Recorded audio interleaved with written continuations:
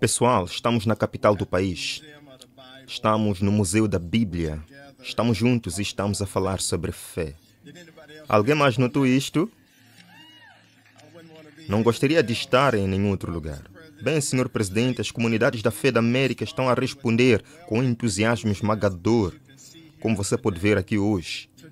Hoje, mais de 70 grandes organizações de fé e igrejas juntaram-se para participar no que estamos a chamar de Louvor à América. Aqui está a questão.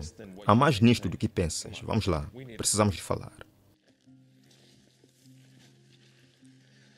Eles estão a convocar 70 diferentes grupos de fé religiosa para se reunirem e orarem pela América durante o próximo ano, até 4 de julho. Por 1 milhão de pessoas com os grupos. O que tudo isto significa? É mesmo necessário falar sobre isto? Aqui está a questão.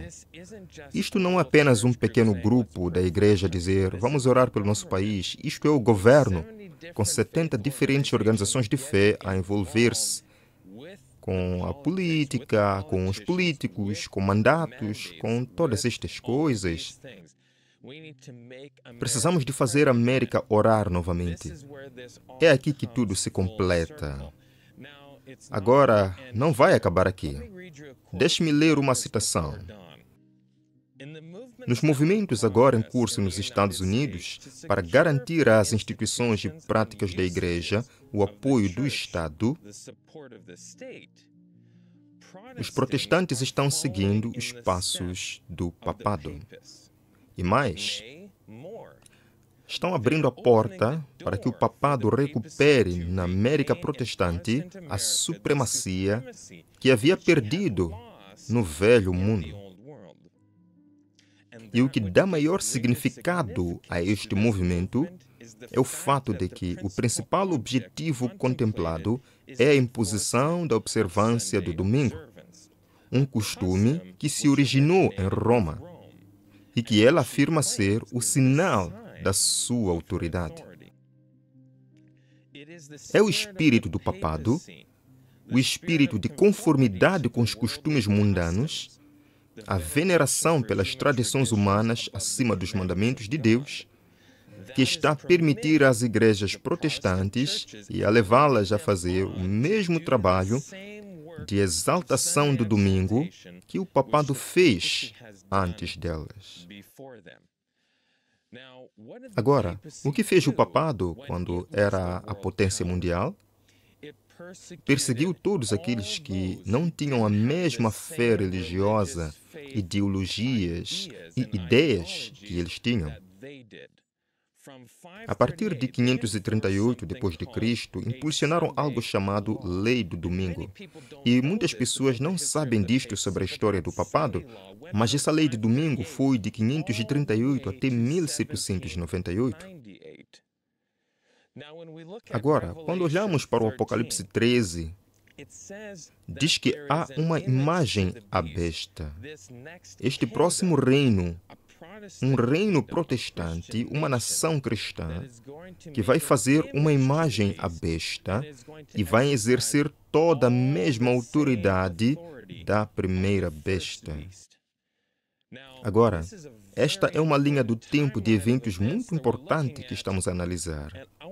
E eu quero partilhar com vocês algo que pode tornar isto um pouco mais claro.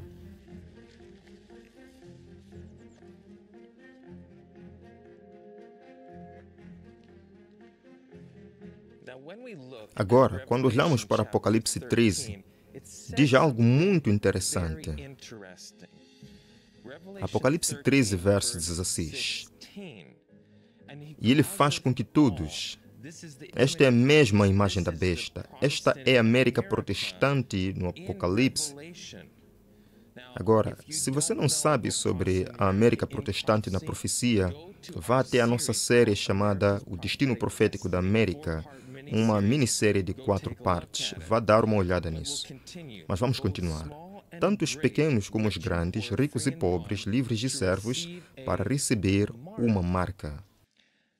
Esta marca é realmente importante na sua mão direita ou nas suas testas, e ninguém poderia comprar ou vender. Este é o versículo 17.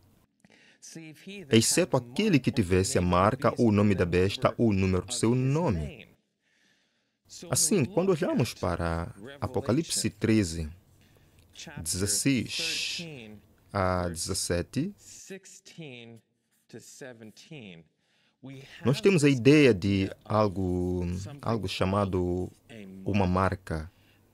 E ligado a esta marca, não há compra e nem venda.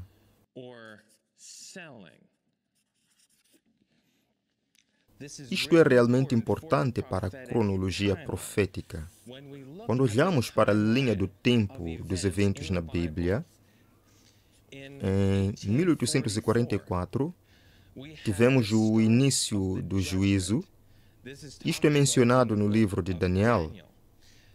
Este é o fim da profecia dos 2.300 anos.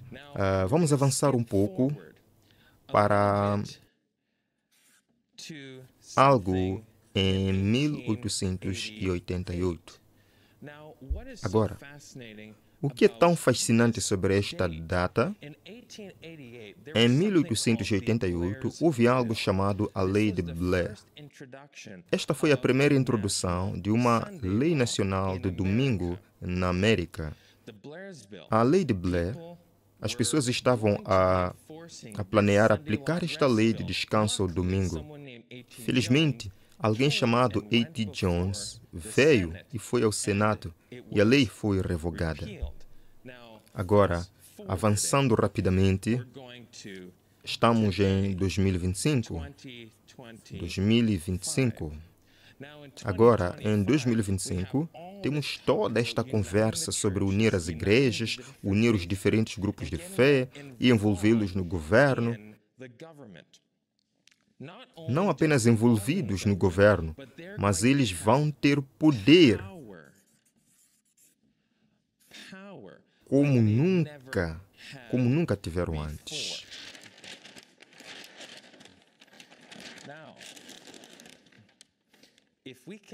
Se continuarmos a olhar para a tendência, aqui temos 2025. Se entendermos a profecia bíblica corretamente, em algum momento do futuro, haverá um período sem compras e também sem vendas. Isto é algo muito importante que precisamos entender. Deus alerta-nos sobre coisas que estão a chegar, mas precisamos realmente de agir antes que aconteçam. Agora, quanto tempo durará este período de compras e vendas, não sabemos. Mas, ao olharmos para a história, podemos ver comparações. Vemos comparações com os hebreus. Vemos com a época de Noé, Mateus 24. Jesus está a falar sobre o tempo de Noé em conexão com os últimos dias. Este período sem compras e sem vendas é algo que devemos considerar. Agora, ao longo da história, o povo de Deus estava no campo. Eles estavam a cultivar a sua comida, estavam a viver nas montanhas, estavam a fazer todas estas coisas. Agora, eu quero ler-lhe outra citação, outra afirmação. Isto vem do Grande Conflito, página 445. Quando as principais igrejas dos Estados Unidos, unindo-se em pontos de doutrina que são comuns, e elas influenciarem um Estado a impor os seus decretos e a sustentar as suas instituições, então a América protestante terá formado uma imagem da hierarquia romana. E a imposição de penas civis sobre os hereges resultará inevitavelmente. Desta citação, podemos ver que o que está a acontecer nos Estados Unidos da América neste momento está a levar diretamente a esta época em que haverá uma proibição de comprar e vender devido à marca da besta.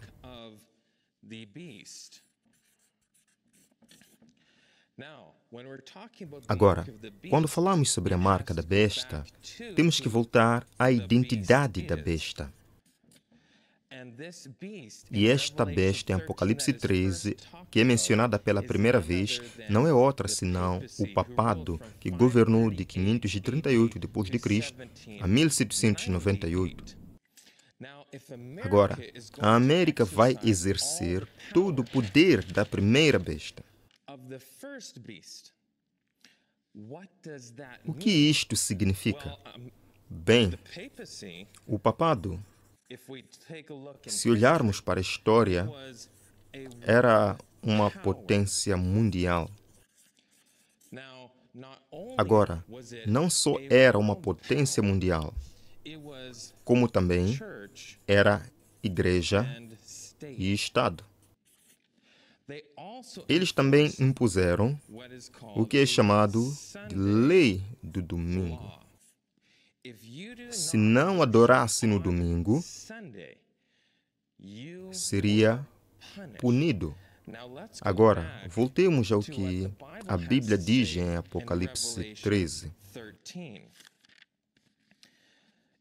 Diz aqui, deixe-me ler novamente o versículo 17, em que ninguém poderia comprar ou vender, a não ser aquele que tivesse a marca, ou o nome da besta, ou o número do seu nome.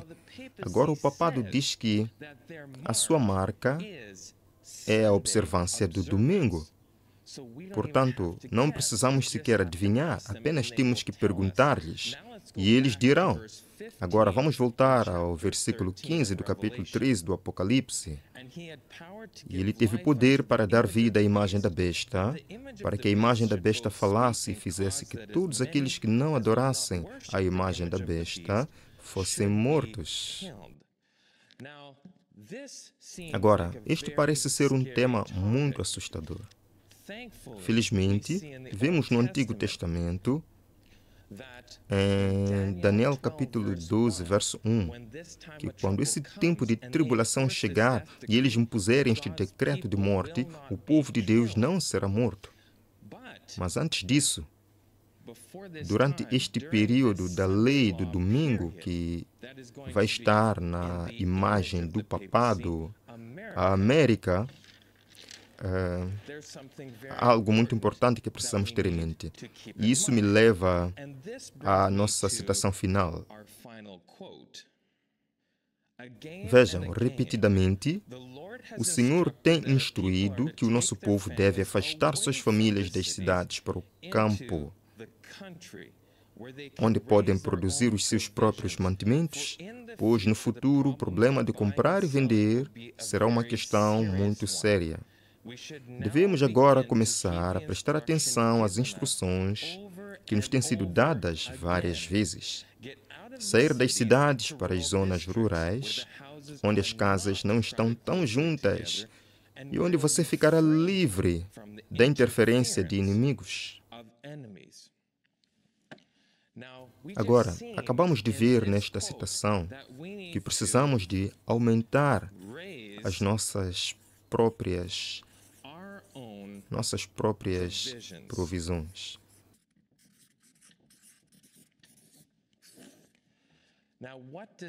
Agora, o que isso significa? O que são provisões? O que isso realmente significa aumentar as nossas próprias provisões? O que precisamos para sobreviver? O que precisamos para sobreviver? Precisamos de calor. Precisamos de calor. Se não tivermos calor, então congelamos. Precisamos de comida. Precisamos de abrigo. Precisamos de água. Precisamos de todas estas coisas para podermos sobreviver. Agora, Deus está a avisar-nos com antecedência. Quando avisou Noé e disse que ia haver um dilúvio,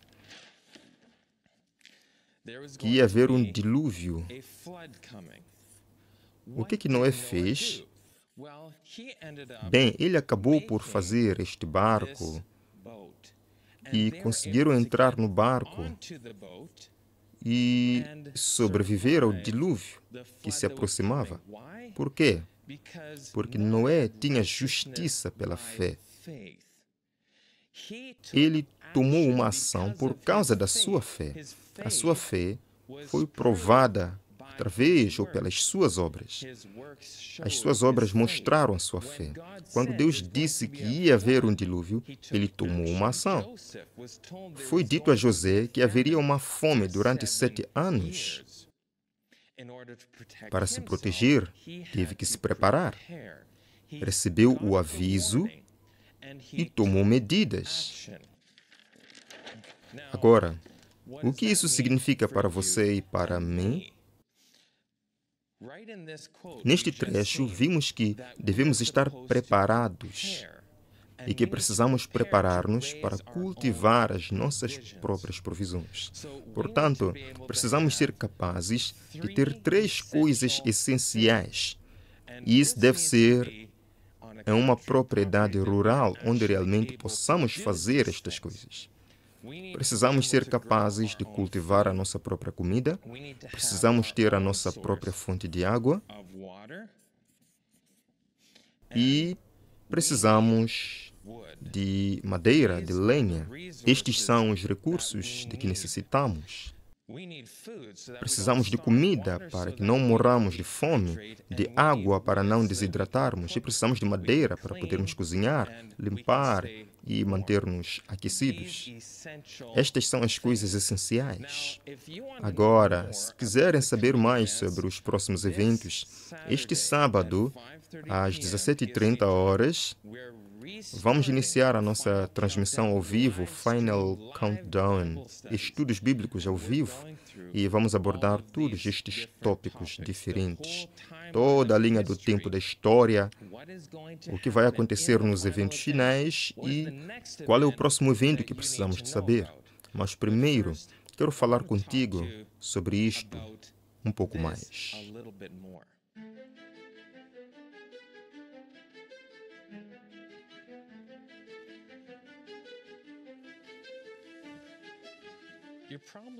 Provavelmente estás a perguntar-te por que comecei este vídeo num campo de grãos. Eu estava a tentar mostrar-te algo.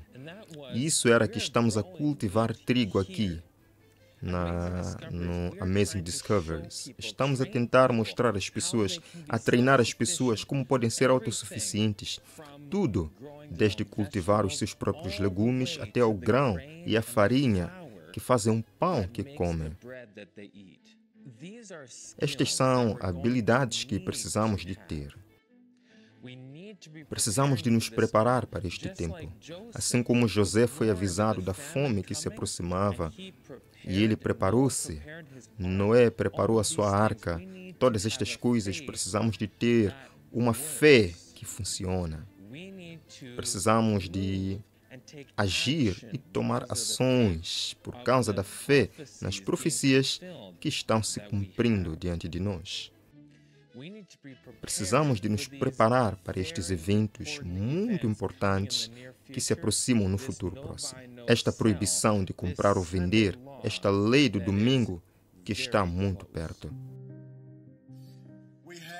Temos a nossa proposta simples. Pense nisso.